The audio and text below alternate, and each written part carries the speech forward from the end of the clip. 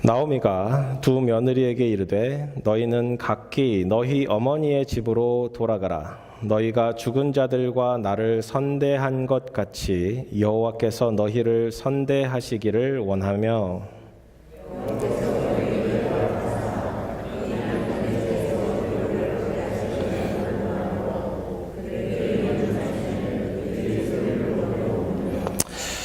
나오미에게 이르되 아니니이다. 우리는 어머니와 함께 어머니의 백성에게로 돌아가겠나이다 하는지라.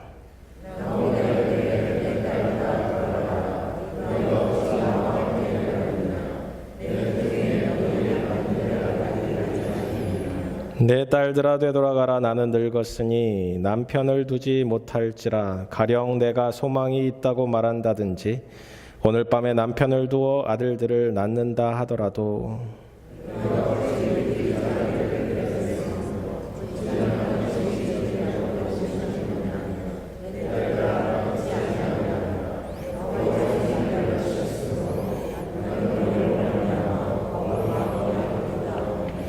그들이 소리를 높여 다시 울더니 오르바는 그의 시어머니에게 입 맞추되 룻은 그를 붙쫓았더라.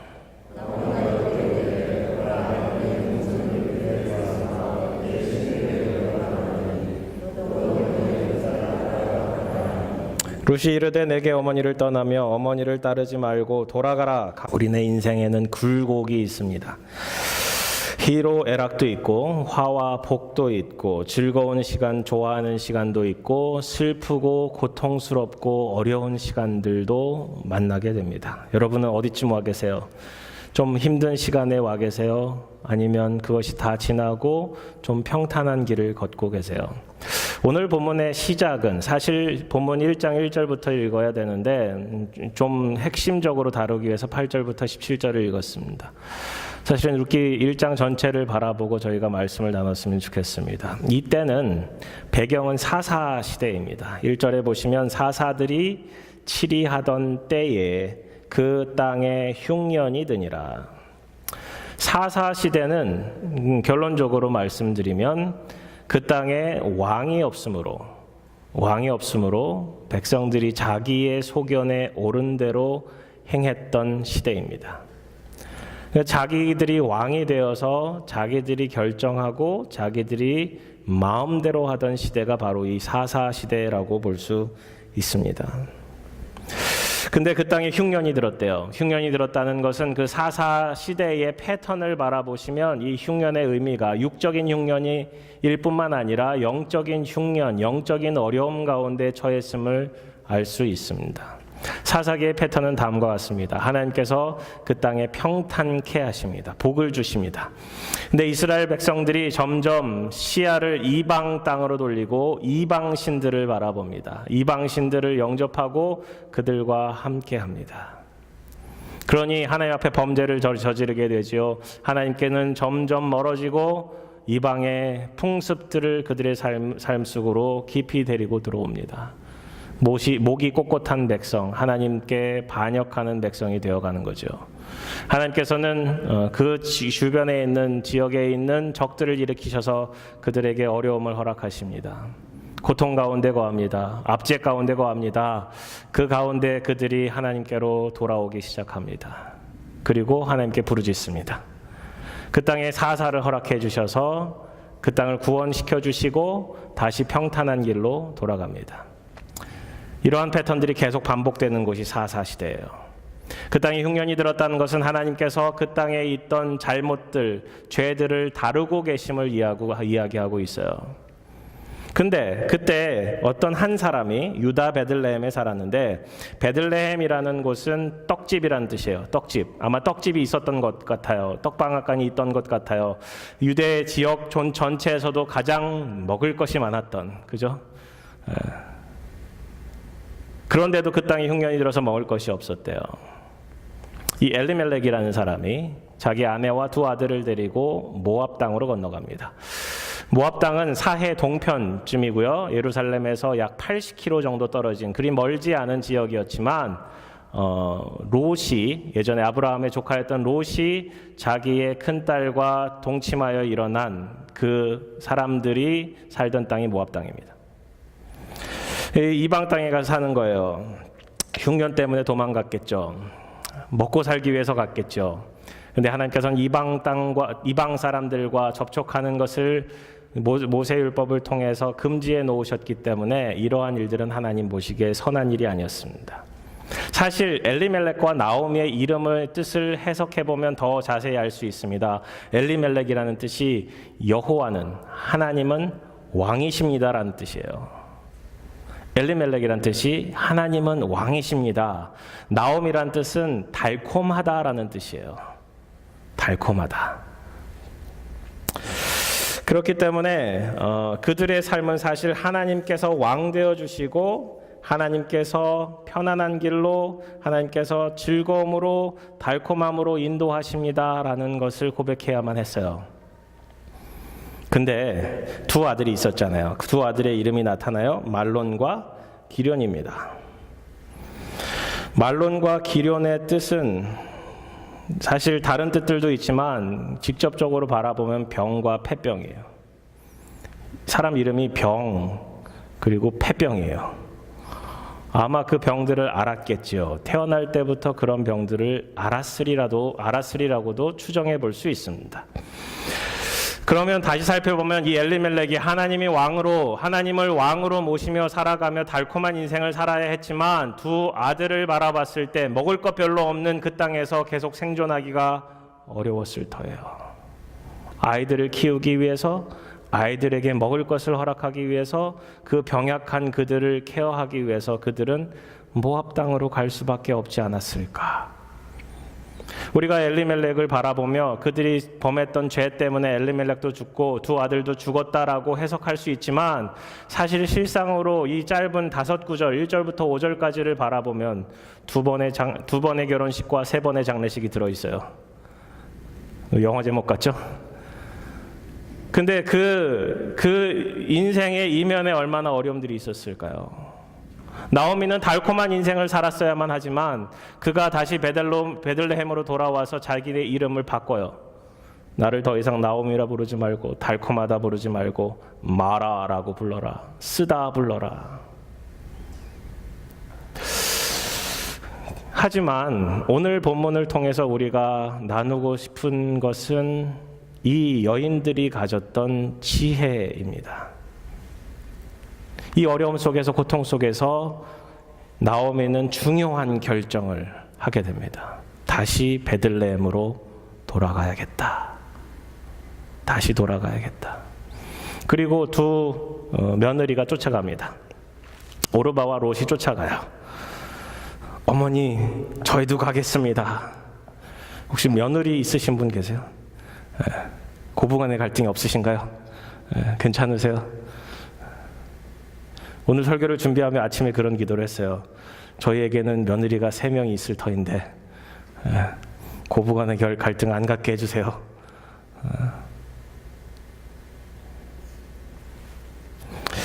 잠언 31장에 보면은 현숙한 여인에 대한 구절들이 나옵니다. 잠언 31장 10절쯤부터 31절까지 이 현숙한 여인에 대한 기록이 쭉 나오는데요. 유대인들은, 정통파 유대인들은 때를 따라서 이제 좋은 테이블을 차려놓고 촛불을 이렇게 해서 켜고 어머니를 초대합니다. 아버지와 자녀들이 일어나서 성경을 펴니다. 그 잠언 31장을 딱 펴서 현숙한 여인에 대한 구절을 읽습니다. 그리고 아버지가 한마디 해줍니다. 당신이 이 잠언 31장에 나타난 현숙한 여인입니다 라고 선포를 해줘요. 그럼 도대체 잠언 31장에 나타난 현숙한 여인이 어떤 여인이냐 잠깐 보시면 잠언 31장 10절에 보시면 누가 현숙한 아내를 얻겠느냐, 그녀는 진주보다 더 소중하다. 혹시 부부가 같이 앉으신 분은 아내를 바라보며 당신은 진주보다 소중합니다 한마디 해주세요. 해보세요. 마더스데이잖아요. 아니, 옆 사람에게 해주세요. 당신은 진주보다도 더 소중합니다. 오늘 아름다우십니다. 네. 11절에 그런 여자의 남편은 아내를 믿기 때문에 아무것도 부족한 것이 없을 것이다. 여호와는 나의 목자시니, 그죠? 우리에게는 부족함이 없잖아요. 근데 현숙한 아내를 얻으면 오늘 잠언 31장에 보면 부족함이 없대요. 모든 남성들이요, 우리 외칩시다. 우리는 부족한 것이 없습니다. 아멘. 네. 좀 이따 말씀을 정리하면서 이해가 되실 거예요. 제가 무슨 얘기를 하고 싶어 하는지. 근데 12절에 되게 재미있는 구절이 있어요. 그런 여자는 일평생 남편에게 선을 행하고, 제가 좀 다른 버전을 읽어요. 현대인의 성경을 읽는데 제가 이게 확 다가왔어요. 그런 여자는 일평생 남편에게 선을 행하고, 이런 구절이 있어요. 남편을 해치지 않는다. 현숙한 여인은 남편을 해치지 않습니다. 빌리 그레이엄 목사님 최근에 최근에 돌아가셨는데, 빌리 그레이엄 목사님 사모님이 계셨어요. 루스 그레이엄 사모님이 계셨는데 먼저 돌아가셨어요. 그래서 예전에 그 빌리 그레이엄 라이브러리 샬롯에 있는 데 가면 거기에 한자로 의가 적혀 있고, Thank you for your patience. 당신의 인내에 감사드립니다. 그 다음 구절 영어로 생각이 안 나는데, just finish the construction. 우리가 공사 중에 있던 것이 이제 끝났습니다라는 구절이 있어요. 근데 그 루스 그레이엄 사모님이랑 인터뷰하는 과정 가운데 어떤 분이 이런 걸 물어봤대요. 빌리 그레이엄 목사님 그렇게 좀 위대하시고 하나님의 사람으로 사셨는데 사모님이랑 갈등은 없으셨나요? 이런 걸 물어봤대요. 혹시 이혼의 위기는 없으셨나요? 물어보셨대요. 그러니까 루스 그레이엄 사모님이 이렇게 대답을 했답니다. 저희는 이혼의 위기는 한 번도 없었던 것 같아요. 하지만 제가 살인할 뻔하였어요. 우리네 인생 가운데 아무리 좋은 커플이라 하더라도 갈등이 있게 마련입니다. 그죠? 현숙한 여인은 남편을 해하지 않습니다. 17절에 보면은, 그 31장 17절에 보면은 언제나 강인하고 근면하며 열심히 일합니다. 현숙한 여인에 대한 구절을 읽다 보면 우리 현실 사회와 거리가 먼 것을 금방 느끼게 됩니다. 슈퍼 울트라 정말 초특급 워먼이에요. 가난하고 불쌍한 사람들도 도와주고요. 그 남편을 좋은 자리에 갈 수 있게끔 만들어주고요. 모든 산업을 다 다스리고요. 돈도 벌고요. 그리고 나서 28절, 29절, 30절이 이게 키인데요. 28절에 보시면 그 자녀들은 자기 어머니를 고맙게 생각하며 그 남편도 그녀에게 이렇게 대답한답니다. 세상에 훌륭한 여성들이 많이 있지만 당신은 그 중에서도 가장 위대한 여성이요. 우리 와이프가 짱! 뭐 이렇게 얘기를 하는 거죠. 하고 칭찬한답니다. 고운 것도 거짓되고 아름다운 것도 헛되지만 두려운 마음으로 여호와를 섬기는 여성은 칭찬을 받을 것이다 라고 쓰고 있습니다. 키는, 현숙한 여인의 키는 하나님을 두려워하는 마음으로 섬기는 사람이죠. 그게 키라는 거예요. 이 구절과 우리 현대를 살아가는 여성들과는 문화적인 차이도 있을 수 있고, 정말 이러한 슈퍼우먼처럼 살아갈 수 없음에 좌절할 수 있지만, 우리 남성들은 여성들을 향해서 끊임없이 외쳐야 됩니다. 당신이 최고입니다. 유대인들이 왜 자신의 아내에게 현숙한 여인이라고 외치는지 아십니까? 유대인들도 잘 알고 있습니다. 자신의 아내가 현숙한 여인이 아님을, 자신의 아내가 부족함이 많고 문제가 많음을. 하지만 하나님께서 그러한 현숙한 여인으로 빚어가고 계시다라는 사실을 알려주기 위해서 그러한 일을 한답니다. 우리는 우리 아내를 향해서, 어머니를 향해서, 여성분들을 향해서 끊임없이 외쳐야 합니다. 당신은 현숙한 여인입니다. 당신은 현숙한 여인이 되어갑니다 라고요. 오늘 집에 가셔서 마더스데이니까 뭐 하세요? 특별한 만찬 하세요? 남성분들 쿡 하세요 집에서? 아니면 밖에 나가서 사 드세요? 집에 돌아오시면 초를 하나 켜두시고 잠언 31장을 펴보세요. 그리고 10절부터 31절까지 읽어드리시고 당신이 현숙한 여인입니다 라고 축복해 주셨으면 좋겠습니다. 하실 수 있으세요? 아멘 하셨어요? 네. 우리 다 같이 남성분들이요. 우리 커넥트 남성들이 한번 해봅시다. 네, 자녀들 데리고. 저는 저희 아내에게 굉장히 미안한 게 많습니다. 미안한 게 많고 늘 부족한데 저희 아내에게 현숙한 여인이요. 감사합니다. 오늘 한마디 해주고 싶습니다. 그것이 우리가 살아갈 수 있는 비결입니다. 그죠? 현숙한 여인이 되어야 우리가 해를 안 당하잖아요.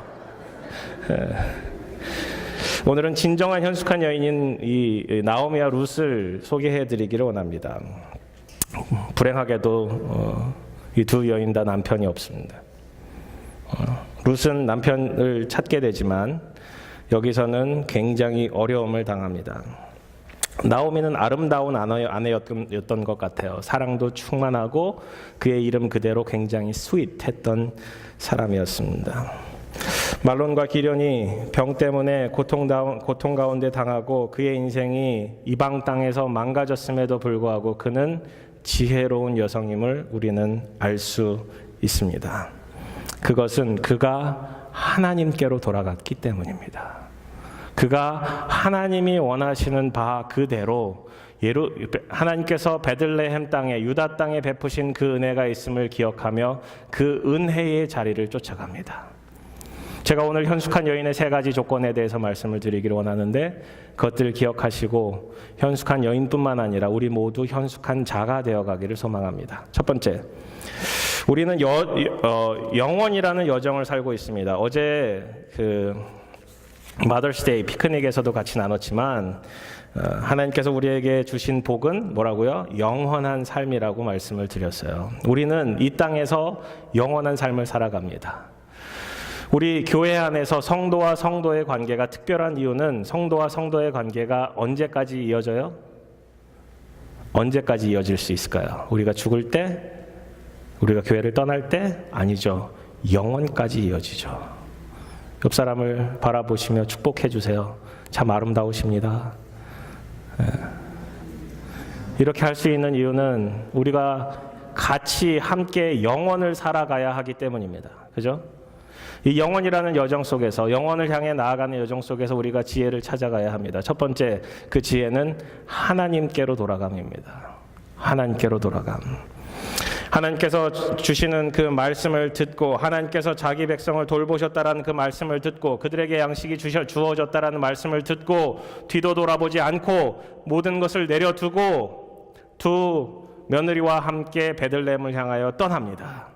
그게 6절 7절의 말씀이에요. 6절 보시면 그 여인이 모압 지방에서 여호와께서 자기 백성을 돌보시사 그들에게 양식을 주셨다 함을 듣고 이에 두 며느리와 함께 일어나 모압 지방에서 돌아오려 하여 있던 곳에서 나오고 두 며느리도 그와 함께하여 유다 땅으로 돌아오려고 길을 가다가 이미 길을 떠났어요. 하나님이 계신 그 땅, 하나님께서 돌보시는 그 땅을 향해서 나아가고 있습니다.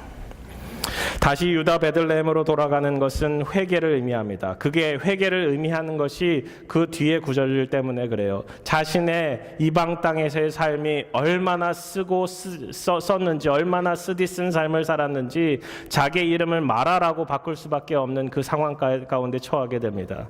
그리고 하나님께서 자신을 돌아본 게 아니라 13절에 보시면 여호와의 손이 나를 쳤다라고 이야기를 하고 있어요. 그 고백이 무엇이냐면 하나님께서 나를 만지시고 계시기에 나는 하나님의 품으로 돌아간다라는 거예요. 하나님께서는 우리에게 말씀하십니다. 강하고 담대하라. 두려워하지 말라. 그들 앞에서 떨지 말라. 내 하나님 여호와가 너와 함께 가시며 결코 너를 떠나지 아니하시며 버리지 아니하실 것임이라. 하나님께서 우리를 버리지 않는다. 떠나지 않는다. 내가 내 의로운 손으로 너를 붙들리라라고 말씀하고 계시죠. 문제는 뭐예요? 우리가 떠나는 거예요. 우리가 떠나는 거예요. 예수님도 말씀하셨어요. 요한복음 14장에 나는 너희를 고아처럼 버려두지 않으리라. 하나님께서는 우리와 늘 동행하십니다. 예수님께서도 마태복음 28장에 세상 끝날까지 To the end of the age I will be with you. 너와 항상 함께 있으리라 약속하셨습니다. 하나님께서 자기 백성을 돌보셨다라는 소식이 하나님께로 돌아가는 모습으로 반응이 되어집니다. 이것은 하나님께서 주신 말씀, 하나님께서 주신 역사, 하나님의 일하심에 대한 소망함이 그 속에 일어났다라는 것이에요. 엊그저께 그린스보로에서 있는 유기성 목사님 집회 다녀왔는데요. 몇 분 같이 가셔서 은혜 많이 받고 돌아왔습니다. 유기성 목사님이 이 영성일기 그리고 예수 그리스도와 동행하는 그 삶에 대해서 강조를 많이 하시는데, 말씀을 들어보니까 또 가까이 배워보니까 그분의 힘은 뭐냐면 하나님의 말씀이 실제라는 사실을 믿고 나아감에 있더라고요. 우리가 잘 아는 말씀 그냥 말씀하셨어요. 근데 그 말씀이 실제가 되는 거예요. 그 말씀이 책에 있는 것이 아니라 그 말씀이 일상이 되어 가야만 한다라는 것을 얘기하고 계시더라고요. 그게 힘인 것 같아요. 우리의 신앙의 힘이 다른 게 아니에요. 우리가 지혜를 갖는 게 다른 게 아니에요. 하나님이 주시는 말씀이 실제가 되는 삶이라는 거예요. 여러분, 그것이 지혜의 힘을 붙드시길 바랍니다. 하나님의 말씀이 지혜요, 여호와를 경외함이 지식의 지혜의 근본임을 말씀하고 있는데, 그 지식을, 그 지혜를 붙드시고 나아가시길 바랍니다. 그것은 여호와께 돌아감입니다. 여러분, 인생에 하나님께 돌아가기 위해서, 하나님께 더 가까이 가기 위해서 결단해야 될 것 있지 않으세요?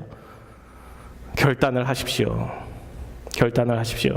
여러분께 도전해드리기를 원합니다. 하나님께 더 가까이 가고자 하는 발걸음을 만들어 가십시오. 새벽 예배 오셔도 돼요. 새벽 예배 안 가는 자리가 아니고 오셔도 되는 자리입니다. 격주마다 있지만 금요 예배도 찾아오시고요. 라이프 그룹 모임에서도 열심히 참여하시고요. 어제도 말씀 나눴지만 모이기를 패하는 어떤 사람들처럼 하지 말고 더욱 그날이 가까울수록 더욱 그리하자, 더욱 모이기를 힘쓰자, 히브리서에서 말씀하고 있습니다. 기억하십시오. 우리는 모여야 삽니다. 성도와 성도는 모여야 삽니다. 붙어야 삽니다. 두 번째, 영혼으로의 여정 속에서 지혜를 갖기 위해서는 우리가 해야 할 것, 사랑입니다. 사랑. 오늘 본문을 통해서 알 수 있는 것은 나오미와 룻이 정말로 깊이 서로 사랑하였다라는 거예요. 정말로 깊이 사랑하였다는 거예요. 나오미가 두 며느리에게 말합니다. 8절에 너희는 각기 너희 어머니의 집으로 돌아가라. 너희가 죽은 자들과 나를 선대한 것 같이 여호와께서 너희를 선대하시기를 원하며 여호와께서 너희에게 허락하사 각기 남편의 집에서 위로를 받게 하시기를 원하노라 하고 그들에게 입맞춤에 그들이 소리를 높여 울며. 이것은 나오미가 하나님을 향해서 드리는 기도였어요. 하나님, 이들 좀 선대해 주십시오. 하나님 이름을 부르고 있죠. 하나님께로 돌아가고 있죠. 그리고 그들의 입장에서 설명을 해줍니다. 왜 그들이 돌아가야만 하는지. 나오미에게 이르되 아니니이다. 우리가 어머니와 함께 어머니의 백성에게로 돌아가겠나이다 하는지라. 11절에 나오미가 이르되 내 딸들아 돌아가라. 너희가 어찌 나와 함께 가려느냐. 내 태중에 너희의 남편들 아들들이 아직 있느냐. 내 딸들아 되돌아가라. 나는 늙었으니 남편을 두지 못할지라. 가령 내가 소망이 있다고 말한다든지 오늘 밤에 남편을 두어 아들들을 낳는다 하더라도 너희가 어찌 그들이 자라기를 기다리겠으며 어찌 남편 없이 지내겠다고 결심하겠느냐. 내 딸들아 그렇지 아니하니라. 여호와의 손이 나를 치셨으므로 나는 너희로 말미암아 더욱 마음이 아프도다. 내가 마음이 너무 아파. 사실 그 아픈 마음 이면에는 사랑이 있는 거잖아요. 이 두 며느리를 향한 사랑이 있는 거잖아요. 내가 오늘 밤에 남편을 두어 아들을 낳는다 하더라도 그들이 자라기를 기다리겠으며 너희들이 남편을 두어 삶의 소망을 회복하며 살 수 있는 길이 어디 있겠느냐. 돌아가라, 돌아가라. 그들의 입장에서 설명을 해주는 거예요. 그리고 두 며느리는 끝까지 가지 않겠습니다. 가지 않겠습니다. 어머니를 향한 사랑이 얼마나 대단한지 모르겠어요. 오르반은 사실 중간에 가죠. 룻은 끝까지 붙들어요. 끝까지 붙들어요. 이 나오미를 향한 사랑이 얼마나 극진한지 모르겠어요. 우리가 서로 사랑함이, 서로 함께함이, 서로 동거함이 하나님의 은혜요 지혜임을 기억하셔야 합니다. 남편이 죽고 아들들이 죽고 며느리와 시어머니와 남게 되면 관계는 굉장히 어려워지죠, 사실은. 옛날 어머님 입장에서는 그런 얘기도 가끔 드라마나 이런 데서 보잖아요. 남편을 잡아먹었다고. 그죠? 그런 생각 안 들었겠어요? 나오미의 입장에서 결혼 다 시켜놨는데 잘 살 줄 알았는데 며느리든 살고 아들들만 죽었어요. 나오미가 자신의 아들들이 죽은 것에 대한 블레임을, 그거에 대한 누군가를 비난하고 싶어하는 마음이 들지 않았겠어요? 근데 그렇게 하지 않아요. 그 딸들을 사랑합니다. 같이 떠나잖아요, 베들레헴으로. 베들레헴으로 떠나다가 보니 그네들의 인생이 너무 불쌍한 거예요. 너무 마음이 아픈 거예요. 그렇기에 여호와께서 나를 치셨으므로 너희들 가봐야 불행할 거야. 행복한 길로 가렴. 그죠? 롯의 입장에서 바라보면 그 어머니, 자신의 인생 가운데 길지 않게 만났던 그 어머니가 너무 소중한 거예요. 그 어머니를 사랑합니다. 그 어머니를 끝까지 붙듭니다. 죽을 때까지 어머니 버리지 않겠습니다라고. 하나님과의 관계가 회복이 되면 사실 사람과의 관계가 회복이 됩니다.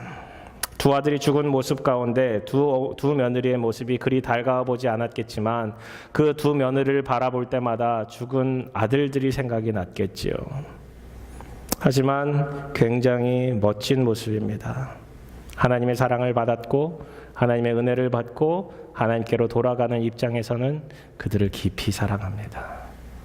하나님 사랑이시기에 하나님께로 돌아가면 우리 가운데 사랑이 있을 수밖에 없어요. 오늘 기도하시는 가운데도 성령의 열매에 대해서 말씀하셨는데 성령의 열매가 우리 가운데 풍성하기 위해서는 가장 중요한 성령의 열매 뭐예요? 성령의 열매 1호. 성령의 열매가 혹시 몇 가지인지 아세요? 한 가지예요, 한 가지. 한 가지. 9가지 맛이 나는 한 가지라는 거예요. 성령의 열매라는 단어는 단수로 쓰여져 있어요. 그거를 감싸고 있는 전체 포장되어 있는 것이 사랑이라는 거예요. 성령의 열매는 사실 사랑이다. 그 사랑의 맛 가운데 희락과 화평과 자비와 양선과 오래 참음과 충성과 온유와 절제 이런 것들이 다 들어있는 거죠. 그러니까 하나님께로부터 사랑을 받으면 서로 사랑할 수밖에 없어요. 하나님과 관계가 깊어지면 더 깊은 사랑을 할 수밖에 없습니다. 그것이 지혜라는 거예요. 나오미가 하나님께로 돌아가며 이 며느리들을 향한 사랑이 얼마나 대단한지, 그러한 모습을 바라보며 당신이 하나님이 내 하나님이 되겠습니다라고 선포하는 롯의 마음 가운데 어머니를 향한 사랑이 얼마나 대단한지 우리는 기억해 보아야 합니다. 우리가 하나님께로부터 사랑을 받는 것처럼 사람들은 하나님의 사람으로부터 사랑을 받아야 합니다. 이게 교회의 비밀이기도 합니다. 하나님으로부터 감동을 받은 것처럼 하나님의 사람으로부터 사람들은 감동을 기대하게 되어 있습니다. 그렇게 우리는 지혜롭게 사랑하며 감동을 주는 인생들이 되어야 할 것입니다. 하나님은 우리를 버리지 않습니다. 우리는 하나님께로 돌아가야 합니다. 그리고 하나님을 사랑하고 이웃을 사랑해야 한다는 것입니다. 그게 지혜의 시작이기도 하고 지혜의 완성이기도 합니다. 세 번째 지혜는 영혼으로의 여정 속에서 믿음이 지혜입니다. 믿음. 심플하죠. 하나님께로 돌아감이, 사랑이, 믿음이 우리가 다 아는 것이잖아요. 근데 그 믿음이 어떻게 나오는지 바라보세요. 14절에 그들이 소리를 높여 다시 울더니 오르바는 그의 시어머니에게 입 맞추되 룻은 그를 붙쫓았더라. 룻은 딱 붙드는 거예요. 놓치지 않는 거예요. 그리고 나오미가 또 이르되 보라 내 동서는 그의 백성과 그의 신들에게로 돌아가니라.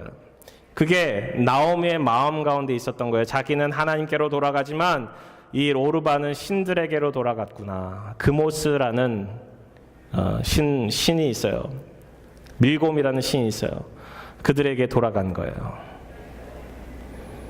너도 너의 동서를 따라 돌아가라 하니 룻이 이렇게 얘기해요. 이 16절이 위대한 고백이에요. 내게 어머니를 떠나며 어머니를 따르지 말고 돌아가라. 강권하지 마옵소서. 어머니께서 가시는 곳에 나도 가고 어머니께서 머무시는 곳에서 나도 머물겠나이다. 어머니의 백성이 나의 백성이 되고, 그 다음 이 구절, 위대한 구절, 어머니의 하나님이 나의 하나님이 되시리니. 어머니께서 죽으시는 곳에서 나도 죽어 거기 묻힐 것이라. 만일 내가 죽는 일 외에 어머니를 떠나면 여호와께서 내게 벌을 내리시고 더 내리시기를 원하나이다. 룻은 시어머니 나오미를 결사적으로 쫓아갑니다. 죽으면 죽으리라 에스더의 고백처럼 어머니, 제가 어머니를 죽기까지 쫓아가겠습니다. 어머님이 섬기는 그 하나님, 이제부터 내 하나님입니다. 어머님의 백성이 내 백성입니다. 사실은 룻에게 올 하나님의 복이 있을지 화가 있을지 룻은 아무런 기대를 할 수가 없었겠지요. 나오미는 알았겠죠. 이방 여인이 그 예루살렘, 그 베들레헴, 그 남유다 땅에서 겪게 될 고통과 고난이 무엇일지는 잘 알고 있었을 터예요. 아마도 그래서 나오미와 룻과의 이 대화가, 이 잠깐의 대화가 사실은 좀 더 길었을 거라고 생각을 해요. 실제로 시리아 성경에서는 좀 더 길게 쓰고 있습니다. 그 성경을 보면 이렇게 얘기를 하고 있어요. 룻이 말하기를 어머니를 떠나라고 강권하지 마십시오. 저는 변절자가 되기가 싫습니다. 나오미가 이렇게 얘기했대요. 우리는 안식일과 성스러운 날들을 지키도록 명을 받았으니 우리는 안식일의 노정으로서는 어떠한 것 이상을 나갈 수도 없고 우리는 삶에 제한이 있다. 룻이 말합니다. 어머니가 가시는 곳에 내가 있겠습니다. 나오미가 또 얘기해요. 우리는 이방인들과 밤을 지낼 수 없다. 유숙하는 곳이 정해져 있다. 룻이 말합니다. 어머니가 유숙하는 곳에서 나도 유숙하겠습니다. 나오미가 말합니다. 우리에게는 지켜야 할 율법이 있다. 하나님의 말씀을 잘 지키며 살아야 한다. 룻은 이야기합니다. 어머니의 백성이 나의 백성이므로 그들이 지키는 것을 저도 지키겠습니다. 나오미가 또 이야기합니다. 우리는 다른 이상한 신을 섬길 수 없다. 오로지 하나님만 섬기며 살아야 한다. 룻이 얘기합니다. 당신의 하나님이 이제부터 나의 하나님이 됩니다. 나오미가 이르기를 이방인들이 가서 고통받고 우리는 여러 가지 범죄에 대한 처벌법이 있는데 죽을 수도 있다. 룻이 대답합니다. 어머니께서 죽으시는 곳에 제가 죽겠습니다. 나오미가 말합니다. 우리에겐 지정된 묘지가 있다. 너는 다시 집으로 돌아갈 수 없을지도 모른다. 룻이 대답합니다. 어머니의 묘지에 묻히겠습니다. 자신의 삶을 다 포기한 거예요. 자신이 살아왔던, 평생 살아왔던, 편안하게 살아왔던, 자신이 신이라고 믿어왔던 이방신을 섬기며 살았던 그 땅, 사실은 모압 땅은 풍족한 땅이었어요. 이제 겨우 가난에서, 가뭄에서 벗어난 베들레헴 땅으로 가는 것이 고난의 여정이고 고난의 연속일 수밖에 없지만 룻은 하나님을 향해 나아갑니다. 위대한 선택, 그 가운데 시작은 위대한 믿음이었습니다. 인생은 선택의 여정입니다. 인생은 B와 D 사이에 C다라는 얘기를 종종 드립니다. 그죠? birth, 태어남과 death, 죽음 사이에 C. C는 뭐예요? 어떤 분은, 은혜로운 분은 Christ다. 예수님이다. 초이스죠, 초이스. 여러 가지 선택을 하시며 살아갑니다. 오늘 본문도 룻과 오르바의 선택의 차이를 바라볼 수 있어요. 엘리멜렉이 선택했던 것과 나오미가 돌아가기를 선택하는 것도 다른 선택이지요. 여러분의 삶의 선택의 기로가 놓여져 있습니까? 여러분 어떤 선택을 하세요? 어떤 메커니즘을 갖고 계세요? 정말 믿음으로 선택을 하세요? 아니면 인간적인 시각으로 바라볼 수밖에 없으세요? 우리가 기억해야 할 것은 모든 고통도 어려움도 선택해야 될 때도 때가 지나면 작아지고 잊혀지고 덮여질 수밖에 없습니다. 하지만 그 고통 가운데 우리가 선택의 기로에 서서 반드시 붙들어야 될 것은 믿음의 선택입니다. 믿음을 갖고 선택을 하는가? 하나님의 시각으로 세상을 바라보고 있는가?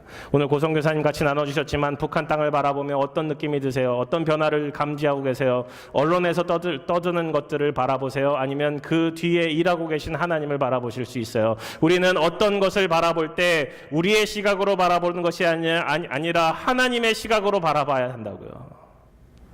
영혼을 바라보며 잃어버린 영혼들, 슬픈 영혼들, 고통스러운 영혼을 바라보며 그들과 함께 불쌍히 여겨줄 수 있는 하나님의 마음을 품으셔야 된다. 그럼 선택지가 조금 편해져요. 엘리멜렉과 말론과 기럐의 죽음을 바라보면서 잘못된 선택의 결과를 기억하게 됩니다. 잘못된 선택에 대한 책임이 우리에게 있습니다. 여기 예수 그리스도가 있습니다. 예수 그리스도를 아직 알지 못하시는 분, 예수 그리스도를 내 마음 가운데 구주와 주님으로 아직 영접하지 못하시는 분, 내 것이 너무 많아서, 내 생각이 너무 많아서 그것을 여전히 사이드로 밀어두고 계시는 분들, 여러분의 선택에 대한 책임은 여러분에게 있음을 기억하셔야 합니다. 그렇기에 하나님께로 돌아가야 하고요. 사랑을 바라보고 주님께서 우리를 사랑하신 방법, 그 십자가를 바라보며 믿음을 가지셔야 합니다. 마지막으로 우리 커넥교회에 나오미와 같은 분들이 많이 계시기를 바랍니다. 나오미의 삶을 통해서, 나오미의 믿음을 통해서 룻의 믿음의 고백이 일어났잖아요. 당신이 믿는 하나님, 저에게 너무 좋아 보여요. 저도 믿겠습니다라는 게 룻의 고백이었잖아요. 혹시 주변에 같이 일하시는 분 계세요? 같이 삶을 공유하시는 분들 계세요? 그분들에게 선한 영향력을 주세요. 사랑을 주세요. 하나님께로 돌아가자라고 말씀하세요. 믿음을 가지셔야 합니다라고 선포하세요. 그리고 감동을 주셨으면 좋겠습니다. 감동을 주는 인생이 룻처럼 위대한 믿음의 고백으로 이어질 수 있습니다. 지난 몇 년 전 NCYC, 우리 유스 컨퍼런스에서 있었던 일입니다. 마지막 저녁을 먹고 나서 어떤 그룹인지 모르지만 그룹이 쪽지를 써서 일하는 식당 스텝에게 줬대요. 그 식당 스텝이 읽더니 그 식당에 있던 모든 스텝과 공유하고 나서 그 쪽지를 가지고 저희 NCYC 메인 스텝으로 가지고 왔어요. 이거 읽어보라고. 거기엔 이렇게 써 있었어요. Dear camp staff, thank you for your service and food. It is the best food that I had ever eaten. 위대한 고백 아니에요? 아이들이 캠프 마치고 나서 그때 크리스마스쯤이라 아무도 일하고 싶지 않을 그때에 나와서 일하고 있는 스텝을 향해서 제가 먹어본 캠프 음식 중에 제일 맛있어요 라고 썼던 그 작은 쪽지가 감동이 되어가지고 벽에다 이렇게 싹 붙여놨어요. 여러분도 그런 감동을 주는 인생 살고 싶지 않으세요? 가장 먼저 우리 아내들을 좀 감동을 시켜줄까요? 아내들, You are my best wife. You are my best woman. 그뿐만 아니라 이 세상 가운데 외쳤으면 좋겠습니다. 감동을 주는 인생이 하나님의 사람이다. 우리 서로 감동을 주는 공동체 되기를 소망합니다. 사랑하는 공동체, 주님께로 돌아가는 공동체, 믿음의 공동체 되기를 주님 이름으로 축원합니다. 같이 기도하시겠습니다.